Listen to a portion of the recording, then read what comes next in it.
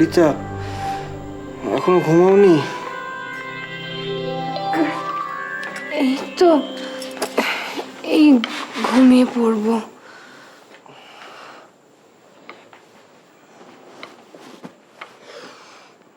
কি হয়েছে? কিছু হয়নি তো। রিতা, এদিকে এসো, এখানে এসো।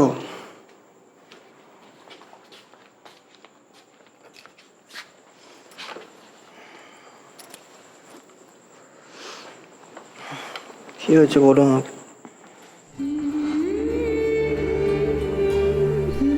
আসলে ওই আমি কি হয়েছে? আসলে ওই জানো ওই রিতা, খুব ঘুম পাচ্ছে, কাল সকালে শুনবো। ঘুমিয়ে পড়ছি আমি।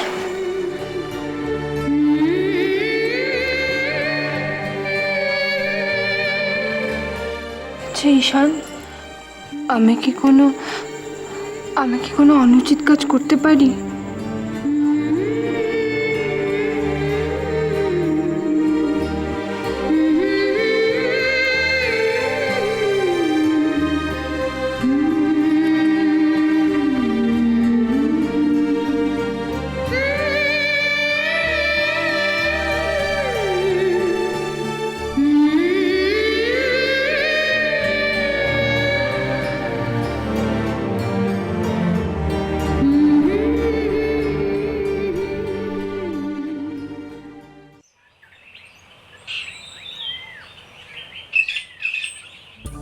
আরে এ তো আচ্ছা ফ্যাচাং হলো, আজকেই তো স্টক শেষ, এবার কি হবে? কিসের স্টক? হ্যাঁ, কিসের কি হবে ইন্দ্র? ওফ, চা ধরো। হ্যাঁ। তোমার এই মাঝখান থেকে কথা বলাটা না আমার এত বিরক্ত লাগে। না না, মানে বলছিলাম যে কাকিমার স্টক, মানে আজকেই তো শেষ পাত্র আর কি, তো শেষ পাত্র যদি আমাদের পাত্রীকে রিজেক্ট করে দেয় তাহলে মিঠুর কি হবে? কিচ্ছু হবে না, কারণ কারণ কি?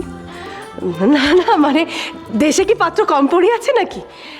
ইন্দ্র শোনো, আমি অনেকক্ষণ আগে মেয়ের সমস্ত ব্যাগপত্র গুছিয়ে দিয়েছি। এরপর তুমি যদি ওকে নিয়ে না বেরো তাহলে ওর স্কুলে লেট হয়ে যাবে।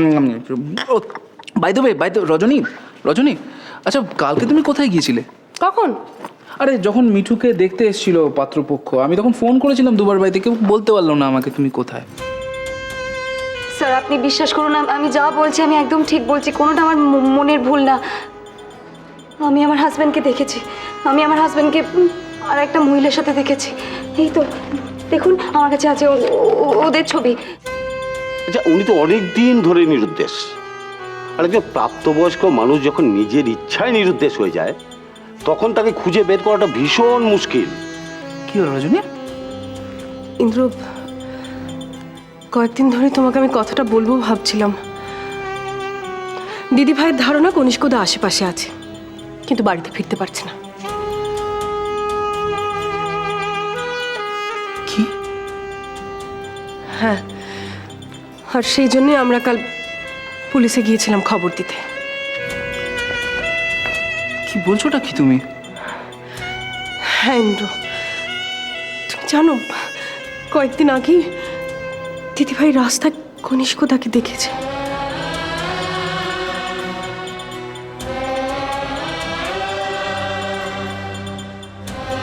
কনিষ্ক!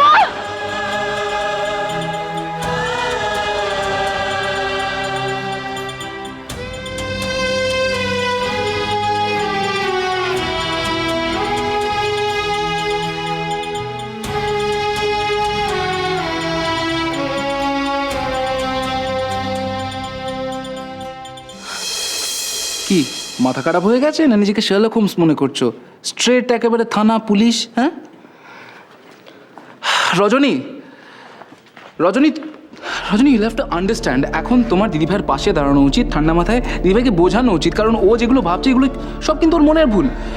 তুমি একটা কথা ভেবে দেখো, কনিষ্কদার মতন এরকম একজন বিচক্ষণ লোক কি তুমি রজনী, কি হয়েছে কাকিমা? কি রজনী? হ্যাঁ, তুমি সকাল থেকে মিঠুকে দেখেছো? মিঠুকে না না, মানে আমি আসলে লক্ষ্য করিনি। কেন, কি? মিঠু বাড়িতে নেই, আমি সকাল থেকে মেয়েটাকে তন্ন তন্ন করে খুঁজে বেড়াচ্ছি। আরে বাড়িতে নেই তো কোথায় গেছে? দেখো বাড়ির আশেপাশেই গেছে কোথাও একটা, হয় দাদুর সাথে পার্কে গেছে কিংবা মনির সাথে কোনো দোকানে গেছে। তুমি চিন্তা করছো কেন? ও আমি তাহলে কমলিকে আরেকবার ভালো করে খুঁজে দেখতে বলি, কেমন? আচ্ছা আচ্ছা বলো। খুঁজে দেখতে বলি। তুমি ফালতু চিন্তা করছো, দেখো না তুমি।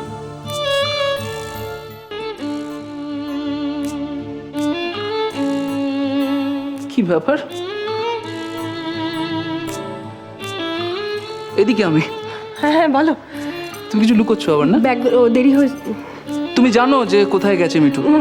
না আমি জানবো কি করে? আমি কিছু লুকোইনি ইন্দ্র। তুমি তাড়াতাড়ি স্কুলে বের, আমি দেখি বুঝলি ওই কোথায় গেল মেয়েটা কি।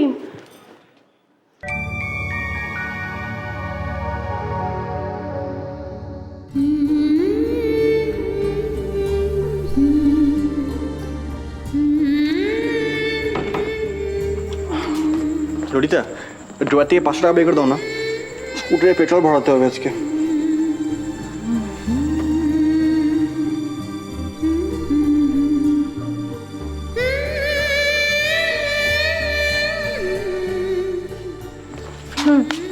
এই না, একটু ধরো, সাবধানে যাও। হুম।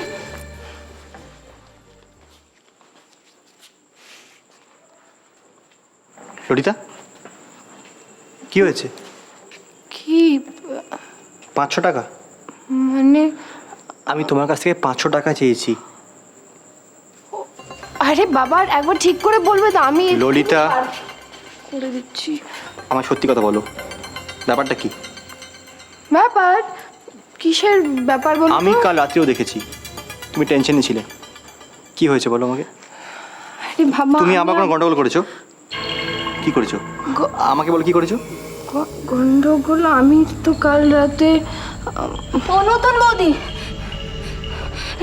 জানো তো কি হয়েছে? কি হয়েছে? মিঠু দিকে খুঁজে পাওয়া যাচ্ছে না সারা বাড়িতে, সবাই খুঁজছে, বাড়িতে কোথাও নেই।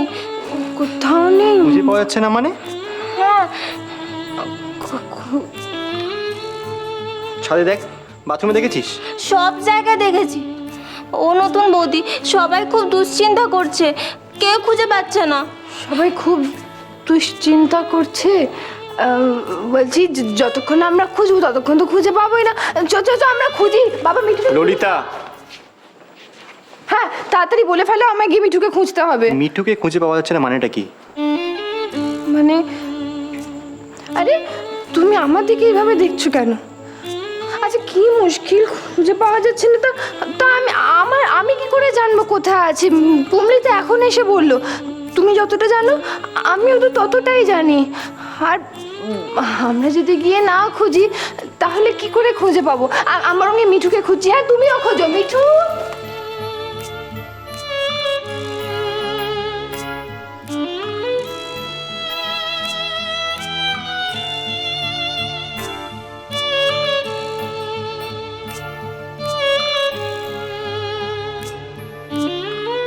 সত্যি করে বল, মিঠু কোথায়? কি হলো বল, মিঠু কোথায়?